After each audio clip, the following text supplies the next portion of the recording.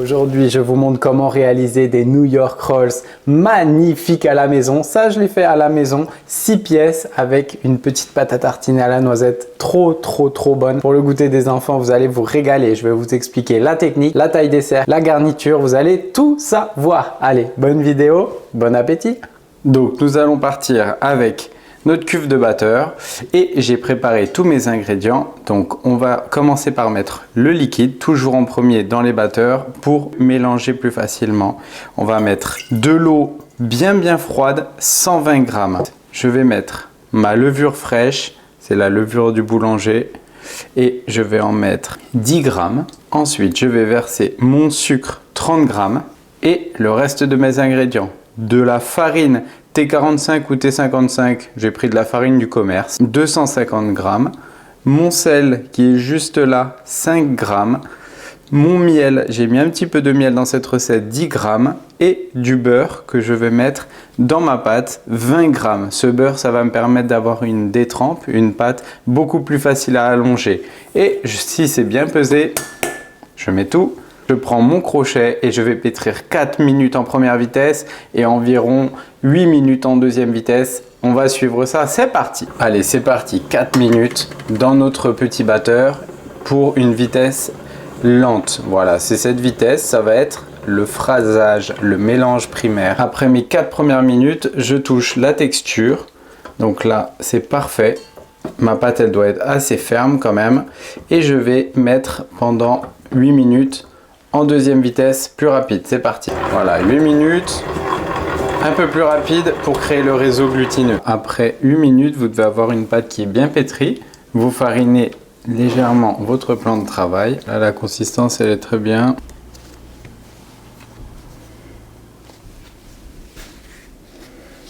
On va faire un petit bâtard, on va couvrir la pâte et nous allons la laisser 30 minutes à température ambiante, à peu près 22 degrés.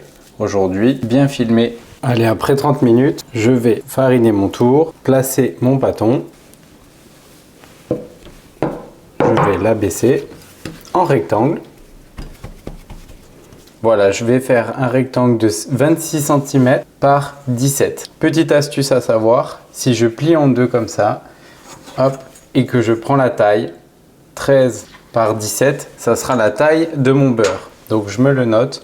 13 par 17, ça sera pour préparer mon beurre. En attendant, je mets mon bâton sur une plaque. Je couvre avec un papier ou un petit film pour éviter que ça croûte. Je vais commencer par placer ce bâton pendant au moins 30 minutes au congélateur et ensuite je le bascule au réfrigérateur. Ce qui est très important à comprendre, c'est qu'en boulangerie, on travaille avec des pâtes qui fermentent avec de la levure. Donc moi, ma levure, pour le moment, je n'ai pas envie qu'elle travaille. Donc je vais placer ma pâte au congélateur pendant au moins 30 minutes, voire 1 heure, c'est pas un souci. Ça va stabiliser la fermentation, en fait ça va l'empêcher de fermenter. Et ensuite, je vais la placer au frigo. Comme ça, au frigo, ça sera stable, 4 degrés, ça ne bougera pas. Voilà, ma levure, je veux qu'elle travaille au moment où je le décide, et c'est-à-dire au moment de la pousse. Donc pour l'instant, congèle, frigo, et ensuite on attaque le tourrage. Allez, on va préparer notre beurre. Donc le beurre, moi j'ai pris un beurre de tourrage. Le beurre de tourrage, vous pouvez en commander, il n'y a pas de souci, vous pouvez même le laisser en congélateur. Donc pour mon bâton, là j'ai pris 130 grammes de beurre, mais ça marche très bien avec le beurre du commerce, des plaquettes de 125 grammes avec 82% de matière grasse.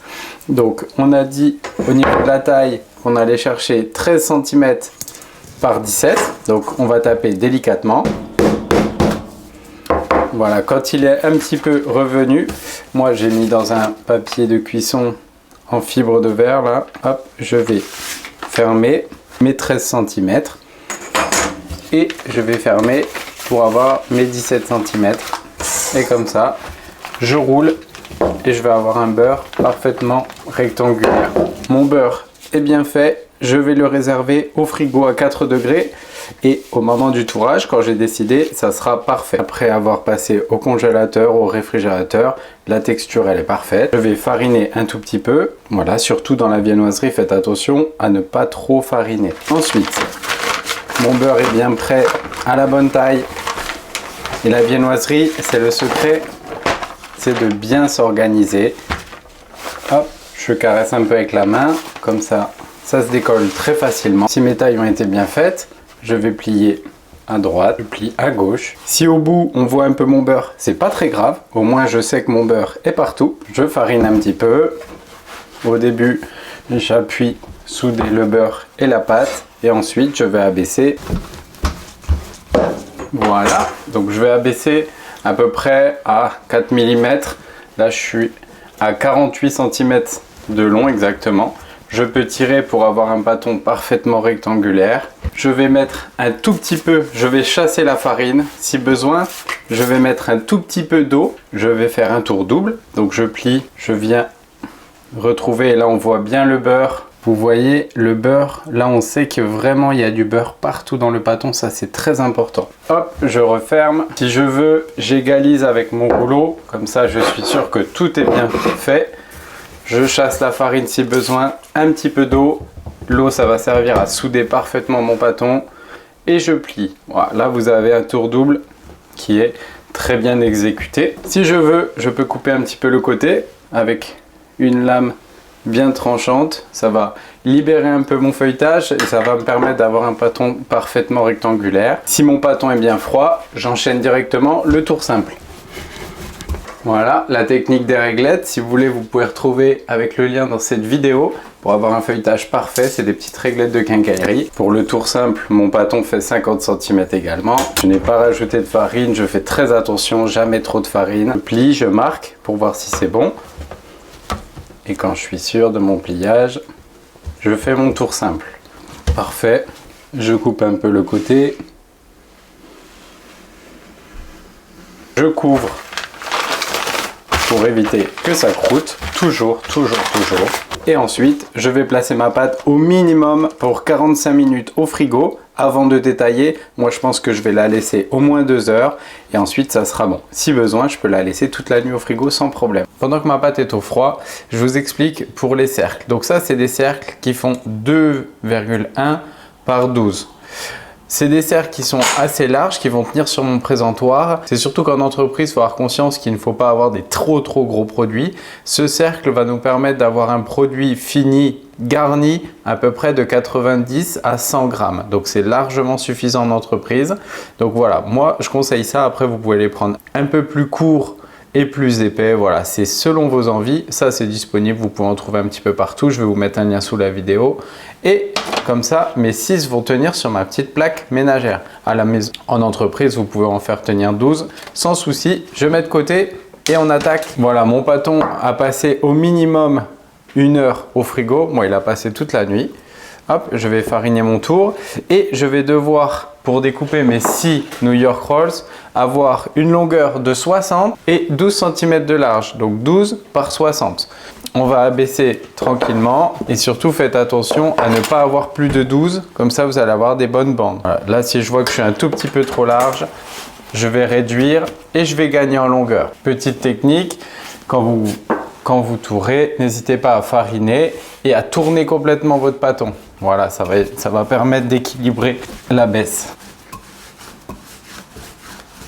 Voilà, là j'ai toute ma longueur, donc j'ai mes 60 de long et j'ai à peu près 13 de largeur. Donc là je vais enrouler en fait comme un pain au raisin, tout simplement. Donc j'y vais tranquille, hop, je fais mon enroulement. À la fin, j'appuie un petit peu. Comme ça, c'est soudé parfaitement. Et ensuite, le plus simple, moi je fais toujours cette technique, je prends une balance, je vais me découper un premier tronçon, là d'à peu près 2 cm, je me le note, hop, et je vais le peser. Ça va me permettre de savoir la taille exacte qu'il me faut. Et surtout, là je pèse, donc j'ai un poids de 74. Je vais essayer de viser 90 grammes, ok, comme ça tous ils seront réguliers. Donc je sais que là je vais partir sur une taille un tout petit peu plus grosse. Tac. Je pèse 94 et voilà. Après, une fois que c'est réglé, vous pouvez tirer tous vos rolls. Mais le mieux, c'est vraiment de peser les 2-3 premiers et ensuite vous découpez en série. Les cercles, hop, moi je vous conseille de les graisser un petit peu. Donc soit avec du beurre, la technique à l'ancienne, soit bombe de graisse. C'est vous qui voyez. À ce moment-là, n'hésitez pas, vous pouvez largement en faire une double quantité et placer à ce moment-là au congélateur. Il suffira de les replacez dans vos moules le premier jour, vous les laissez décongeler dans le four éteint toute la nuit, il n'y a aucun souci, ça va pousser et le lendemain, il faudra juste enfourner. Voilà pour la petite technique. Et quand tout est prêt, voilà, là ça va pousser. Donc pour la pousse, toujours le même conseil, un four éteint, vous mettez un bol d'eau chaude dedans, ça va monter l'atmosphère à peu près 28 degrés et ça pendant 1h30. Si vous avez des petites rognures comme ça, hop, donc ça c'est ce qu'on appelle c'est ce qui pourrait servir de pâte fermentée viennoise. Ça peut servir dans le prochain pétrissage de viennoiserie. Donc il n'y a pas de souci. Sinon, vous le mettez dans un petit moule en silicone. Vous le laissez pousser, vous le faites cuire et vous le garnirez également avec le même appareil que pour les rolls. Voilà, c'est pas perdu, il n'y a aucune perte. Allez, durant la pousse, on va se faire un petit sirop. Donc je prends mon sucre, je vais faire vraiment 30 g de sucre, 30 g d'eau et on fait bouillir. Voilà, quand ça bout, on arrête, c'est bon. Après 1h30, je vais préchauffer mon four, donc chaleur au bas plus ventilé à 170 degrés. Donc là, c'est assez poussé. Vous allez voir, on va mettre une plaque par-dessus et pendant la cuisson, ça va remplir complètement notre petit cercle. Ça suffit largement, aucun souci. Voilà, mon four est bien préchauffé. Hop, mes petits rolls. Ils sont là, donc là on voit qu'il y a de la force. Hein. Peut-être je pourrais laisser pousser un petit peu plus, mais après niveau timing ça va être compliqué. Donc j'ai déjà essayé sans les couvrir, ça marche pas du tout, ça sort et c'est pas bon du tout. Automatiquement on va les couvrir et surtout on va mettre du poids pour pas que ça bouge. Alors moi je vais mettre mes feuilles de cuisson, les papiers cuisson là, les fibres. Je vais mettre une plaque, je vais la mettre de ce sens là, voilà, bien emmaillotée et je vais mettre ma plaque dessus, mais je vais mettre du poids pour pas que ça bouge pour être sûr. Donc c'est fabrication maison, hein, comme d'habitude dans boulangerie Papa. Hop, je mets ma plaque, comme ça, ça va pouvoir cuire parfaitement. Et on met au four. Allez, on se met ça au four 170 degrés pendant 22 minutes. C'est parti. Hop, ça c'est après 22 minutes. J'ai enlevé la plaque du haut et là je vais les laisser caraméliser un petit peu pendant 10 minutes à peu près. Donc là ça fait 25 minutes, 26 exactement. Normalement on doit le prendre dans la main, hop, et ça doit être, voilà, ça doit bien se tenir. Ça c'est pour savoir si c'est bon. Faites attention, pas comme moi, c'est très chaud.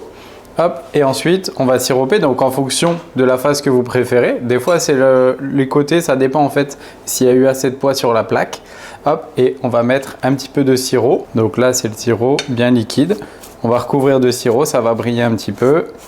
Et ensuite on va repasser au four pour vraiment fixer le sirop pendant à peu près 1 minute. Et on va pouvoir attaquer la garniture. Donc j'ai pris une petite pâte voilà, de noisettes avec des petits morceaux. Donc je pense à la maison, hein, bien sûr en artisanat, si vous voulez faire votre pâte de chocolat ou alors pâte de noisettes, n'hésitez pas. Donc dans les New York Rolls, il y a une chose à laquelle il faut faire attention, c'est les garnitures. Donc là, je vais partir sur une pâte à tartiner à la noisette, déjà prête. On peut en faire artisanalement. Voilà, vous pouvez trouver des recettes. Et surtout, faites attention car quand vous mettez une crème pâtissière aromatisée à la pistache par exemple, ou alors des ganaches montées, dès qu'il y a de la crème, du lait, voire des œufs, il va falloir le stocker, les présenter en boutique dans des vitrines réfrigérées. Donc faites attention, ça c'est à prendre en compte. Quand vous faites une garniture, pensez si vous allez la présenter à température ambiante ou alors dans une vitrine réfrigérée. Donc pour ma garniture, j'ai ma pâte de noisettes. Je sais que je vais mettre à peu près 25 grammes par rolls. Donc là, je vais me préparer à peu près 150 de pâte à tartiner. J'ai choisi de faire cette pâte tout simplement parce que à la maison, on va faire des choses très simples. On ne va pas préparer des pâtes pendant des heures. Donc celle-là, elle est déjà très bonne. Il y a de la petite pâte un petit peu croustillante dedans. Bien sûr, vous pouvez mettre de la confiture, tout ce que vous voulez. Donc là, au niveau de la texture, on est un tout petit peu dur. Je vais la passer un tout petit peu hop, au micro-ondes, 10 secondes. Et comme ça, elle sera un tout petit peu plus liquide et je prépare ma poche. Donc voilà, la texture, là, elle est un tout petit peu plus liquide. Je vais préparer une poche de pâtissier. Je vais préparer une douille à garnir. Donc celle-là, elle est assez grosse. Je vais vous mettre le lien sous la vidéo si besoin. Voilà, ça c'est les douilles. On va enfoncer et on va pouvoir garnir. Hop, j'aurai juste à couper le bout. Je prends ma poche. Hop, je dépose mon appareil dans ma poche. Vous avez remarqué, j'ai toujours ma balance qui n'est pas très loin. Là, j'ai mon New York Roll. Donc, je vais le peser parce que c'est très important de faire des choses qui sont réalistes. Donc là, elle fait 70 grammes. Donc c'est ce qu'on cherchait après la cuisson. Et garni, il fera à peu près 90 grammes. Plusieurs techniques. Soit je vais enfoncer directement la douille dedans. Ça va me déposer ma crème. Mais moi, au niveau des démonstrations, je fais toujours un peu la même technique. Je prends le côté qui va me servir à garnir le dessus. Je prends un couteau à dents et j'incise.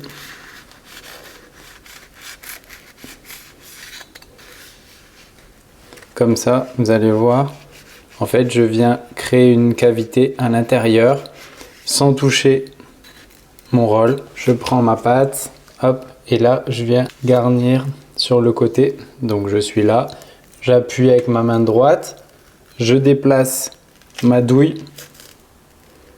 On voit que là, ça commence à se gonfler. Et si je veux, hop, je viens faire un petit en bas. Et comme ça, j'en aurai... Voilà, partout sur mon roll, je pèse et là vous voyez avec un roll qui est quand même déjà assez fin, de 2 cm. Là j'ai déjà un roll qui fait 100 grammes. Donc en boutique c'est déjà largement suffisant. Hop, je peux parer un petit peu. Voilà, je vais tous les garnir comme ça. Alors, pour le présentoir. Donc ça, c'est un présentoir que j'ai trouvé qui est pas mal du tout. Du côté d'Ikea, en fait, c'est des repose assiettes. Et du coup, avec cette forme, cette taille, c'est parfait. Voilà. Vous avez un petit peu de marge derrière. Donc vraiment, c'est bien adapté et ça vous permet d'avoir un présentoir cool pour à peu près 4 € et ça, c'est top. Mais très attention, point important. Donc, ensuite, je vais faire le dessus de mon rolls. Donc là, je prends le côté avec le chocolat. Hop, je vais faire une petite ligne et je vais tremper dans les noisettes ou dans le topping que je veux. Voilà. Alors, moi, je préfère avoir un décor qui est assez sobre. Voilà, je vous explique pourquoi. Parce que si votre décor commence à couler le long de votre rolls, après au niveau de la boutique, quand vous allez avoir les 6 de présentés, ça va se coller les uns aux autres. Et ça, pour les patrons, c'est pas terrible. Donc surtout le décor, allez-y tranquille pour ne pas en mettre partout. Vous pouvez charger un tout petit peu, mais après ça va être un petit peu compliqué. Donc moi, voilà, je conseille d'y aller tranquillement, mais au moins vous n'en aurez pas plein les doigts à la fin de la journée. Et il faut penser que c'est un produit boulanger, donc il doit être facile à emporter. Voilà, je mets mon roll, je mets mes noisettes et je peux le mettre petit à petit.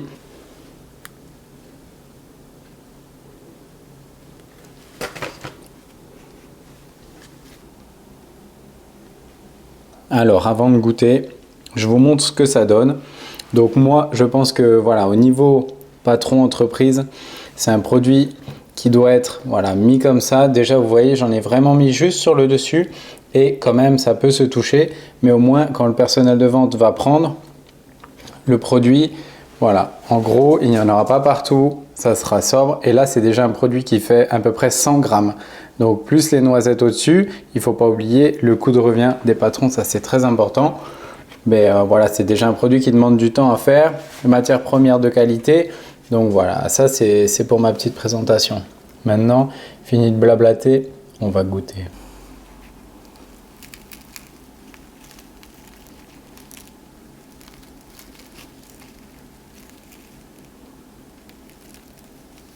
Allez, on va goûter ça. Je rigole parce que mon appareil il est recouvert de noisettes à force de l'avoir touché. Franchement, ça donne envie de taper dedans. Délicieux. Bon, moi je suis un fan de noisettes, mais n'hésitez pas, vous pouvez mettre votre New York Rolls avec de la framboise, avec des purées de passion, de mangue, de tout ce que vous voulez. Moi, je vous conseille à la maison, restez simple. Avec des petites confitures, ça va très bien, ou des pâtes à tartiner. Et au moins, vous avez un rolls qui se tient très bien. Voilà, à savoir que sans le dessus, ce que vous pouvez faire, c'est le glisser dans la boîte à goûter des enfants. Et là, ils auront un goûter de luxe à déguster pour les 4 heures. Voilà, et le dimanche, en famille, ça va être parfait. Voilà, en tout cas, j'espère que cette vidéo vous a plu, les amis. N'hésitez pas à la partager, n'hésitez pas à liker, n'hésitez pas à commenter si vous avez d'autres recettes d'insert ou de technique ou de diamètre. Mais en tout cas, c'était vraiment un plaisir. Je vous dis à très bientôt et ciao, ciao les amis.